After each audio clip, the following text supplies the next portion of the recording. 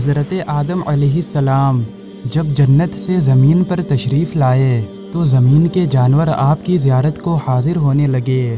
حضرت آدم علیہ السلام ہر جانور کے لیے اس کے لائق دعا فرماتے۔ اسی طرح جنگل کے کچھ ہرن بھی سلام کرنے اور زیارت کی نیت سے حاضر ہوئے۔ آپ نے اپنا ہاتھ مبارک ان کی پشتوں پر پھیرا اور ان کے لیے دعا فرمائی تو ان میں نفع مشک پیدا ہو گئی۔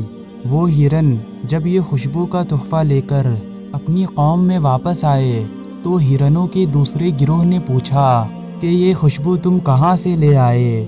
وہ بولے، اللہ کا پیغمبر آدم علیہ السلام جنت سے زمین پر تشریف لایا ہے، ہم ان کی زیارت کے لیے حاضر ہوئے تھے تو انہوں نے رحمت بھرا اپنا ہاتھ ہماری پشتوں پر پھیرا تو یہ خوشبو پیدا ہو گئی۔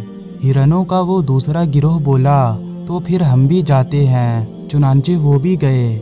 حضرت آدم علیہ السلام نے ان کی پشتوں پر بھی ہاتھ پھیرا مگر ان میں وہ خوشبو پیدا نہ ہوئی اور وہ جیسے گئے تھے ویسے کے ویسے ہی واپس آ گئے۔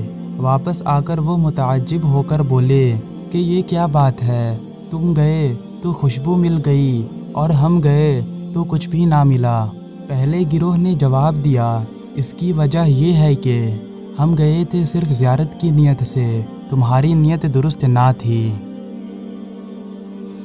سبق یہ ہوا کہ اللہ والوں کے پاس نیک نیتی سے حاضر ہونے میں بہت کچھ ملتا ہے، اور اگر کسی کو کچھ نہ ملے تو اس کی اپنی نیت کا قصور ہوتا ہے، اللہ والوں کی دین و عطا کا کوئی قصور نہیں ہوتا۔